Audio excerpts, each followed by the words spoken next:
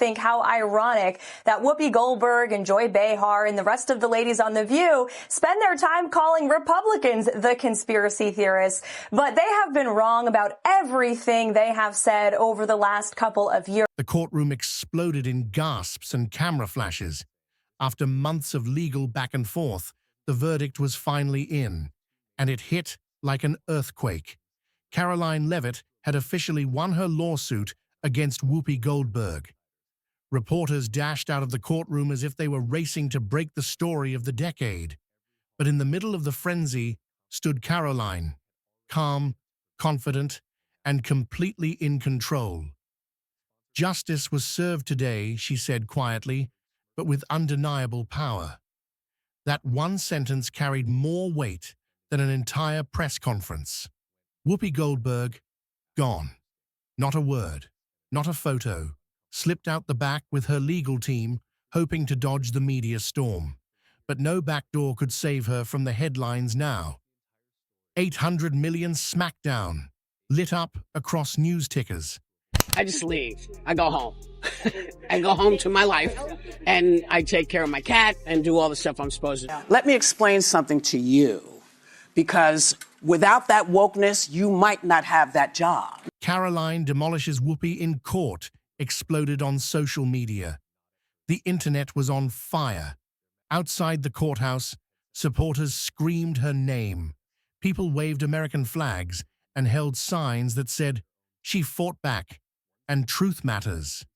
Inside, Whoopi's lawyers looked like statues, stone-faced, motionless, defeated. No objections, no motions, just pure devastation. One reporter whispered, "They never saw this coming." Another replied, "They thought she'd fold. They were wrong." The judge's decision was thunderous. Defamation confirmed, malice proven, and a pattern of targeting undeniable. The damages totaled a staggering $800 million. Karoline didn't gloat. She didn't wave. She just stood tall like a stormproof lighthouse, silent, steady, and shining with resolve. Across the country, people tuned into live streams and stared at their screens in disbelief. "This is history," someone posted. "She just took down The View." This wasn't just a court victory, it was a cultural shockwave. One woman stood up to a billion-dollar media machine and won without flinching. The receipts told the full story. Private emails, backstage memos, camera cues, everything showed. The View was no innocent talk show that day. One document said it all. "Let Whoopi lead. She'll crush her." It wasn't spontaneous. It was scripted warfare. Karoline's legal team exposed every moment like peeling back the curtain on a rigged game show. The jury saw it, the judge saw it, and now the world saw it too. "This was no debate," said her attorney. "This was a takedown disguised as daytime banter." The courtroom nodded in silent agreement. President Trump's life echoed the sentiment that President Trump is a threat to democracy. And if you're a deranged lunatic and you're mentally ill, you will believe that lie. And yes, you will take political violence like we have seen in 2 instances against President Trump. Last week, Tim Walz and Kamala Harris said that everyone who showed up to President Trump's rally at Madison Square Garden was a Nazi. That's despicable, dangerous, divisive rhetoric that is spewed by the Democrat Party every single day. Whoopi once said this lawsuit would blow over. Now the only thing blowing was the winds of consequence, and they were hurricane strength. As the courtroom emptied, a swarm of reporters chased Karoline for her reaction. She paused for just a moment, turned slightly, and said, "The truth matters," and walked away. Within minutes, her quote was viral. "The truth matters" trended globally. It was printed on T-shirts, quoted in newsrooms, and plastered across fan art online. The View didn't just lose a case, they lost their grip on the narrative. Karoline didn't scream, cry, or lash out. She brought facts, and the facts won big. The fallout was immediate. Phones rang non-stop. Executives rushed into emergency meetings, their faces pale with panic. The network hadn't just lost a lawsuit, they'd triggered a public relations disaster. Producers from The View were called in, one by one. Questions flew like daggers. Who approved the segment? Who scripted the prompts? Why were internal notes about Karoline ever written in the first place? Damage control isn't enough, one insider leaked. They want heads to roll. Emails were being combed through, Slack messages flagged, and staffers questioned about everything from camera angles to cue cards. A longtime executive whispered to a colleague, "This could be the biggest scandal in ABC daytime history." And the fear wasn't just about money, it was about survival. Major advertisers began pulling out within hours. A top beauty brand cancelled its next quarter's ad slots. A car company demanded its logo be removed from reruns. The message was clear. They didn't want to be anywhere near this implosion. Behind the scenes, staffers were scrambling. Interns were quietly updating resumes. Segment producers started calling contacts at rival networks. Panic was spreading like wildfire. The View's iconic studio, once buzzing with ego and energy, had gone eerily silent. Crew members whispered behind closed doors. I would like this young lady this is her first job, I would like her to do a little homework. Because she said something yesterday that really pissed me off. And that was, she said, there will be no wokeness here. Oh, yeah. Let me explain something to you. Because without that wokeness, you might not have that job. Yeah. Because women were not invited to that table.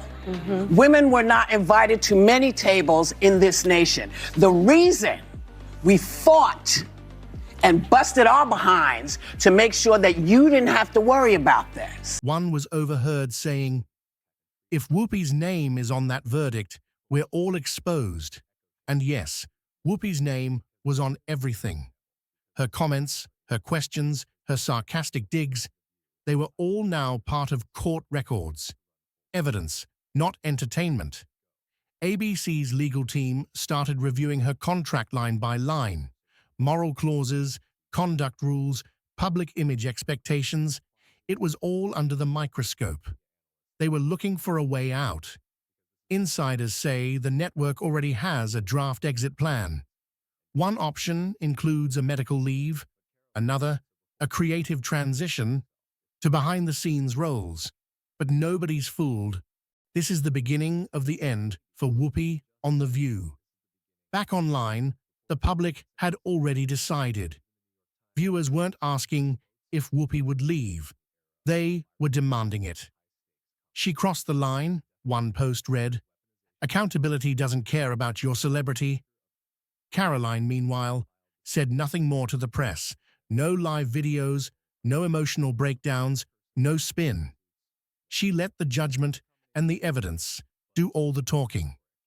Clips of her courtroom calmness flooded TikTok and Instagram. People were stitching her reactions, quoting her one-liners, and calling her the face of media accountability. Support came from unexpected places. Even moderate voices applauded her professionalism. "I don't agree with her politics," one left-leaning columnist admitted, but this was masterclass legal strategy. Fox News praised her as a conservative lioness. CNN analysts, yes, even CNN, called her demeanor unshakable. She wasn't just trending, she was dominating the national conversation. Hollywood noticed too. Rumors swirled that a well-known A-lister sent Karoline a private message. "You're braver than most of us out here." In a town built on image, Karoline stood tall, with integrity, and she did it without the typical antics. No shouting matches, no dramatic stormouts, just a thick binder of receipts and the strength to stand her ground. Some even began calling her Gen Z's first courtroom icon. A woman in her 20s, mocked for being too young, had just delivered one of the most shocking upsets in modern media history. Some critics tried to spin it. calling Karoline too ambitious or opportunistic. But those voices were quickly drowned out by the roar of public support. The most divisive and disgusting speech that any president, certainly in my lifetime, has ever given. He essentially waged war on half of the country by saying that we are all a threat to democracy because we believe in putting America first. It's not radical to want to put your country and your own people first. It's not radical to want to have a strong border, a strong military, and to unleash the might of your own economy, not economies around the world. Even rival political voices admitted the facts were on her side. One commentator on a left-leaning network confessed, whether you agree with her or not, she was attacked, and she fought back the right way. And the deeper question echoed across the nation. How many other media moments have been engineered, scripted, and weaponized against unsuspecting guests? Karoline's win sparked a deeper reckoning. Viewers began demanding transparency. People wanted to know how much of what we see on TV is real and how much is carefully crafted chaos. In the courtroom, Karoline didn't just win damages, she dismantled the illusion. She pulled back the curtain on a world too often protected by ratings, laughter, and celebrity status. And that final moment, after the verdict was read, after the judge left the bench, after reporters rushed to file their breaking news, Karoline simply looked to her lawyer and whispered, "Let's keep going." Because for her, this wasn't just a victory. It was the beginning of a bigger mission. A mission to hold powerful voices accountable, no matter how famous, rich, or untouchable they think they are. Karoline didn't walk out of that courthouse like a media personality. She walked out like a movement. People didn't just see her as a woman who won a case. They saw her as someone who stood up when most would have backed down. As she stepped into the sunlight, cameras still flashing and questions still flying, she didn't flinch. She gave a short nod to the crowd, whispered thank you to her team, and kept walking forward, like she always planned to. Because while Whoopi Goldberg was busy hiding behind silence and PR damage control, Karoline was out front, owning every second of her moment, not with arrogance, but with undeniable proof. Back at ABC, the storm raged on. Internal memos urged staff to avoid any public commentary. Show producers were locked in conference rooms, reviewing past segments for potential liability. The View's ratings dipped sharply in the days that followed. Audiences didn't just tune out, they turned away with disgust. The trust was broken, and no witty monologue could fix it. More sponsors began jumping ship. One luxury brand even posted, "We stand with integrity," a subtle, cutting blow to the network still trying to spin the story. On air, The View struggled to continue as if nothing had happened. But the energy was gone. The laughter sounded forced, the smiles thin. Everyone could feel it. Something had changed forever.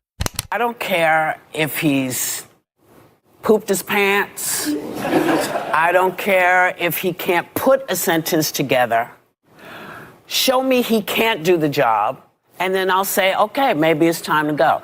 I respect everything everyone is saying to me, and I don't want to fake apologize. I'm very upset about that people are misunderstood what I was saying. And in households across America, conversations shifted.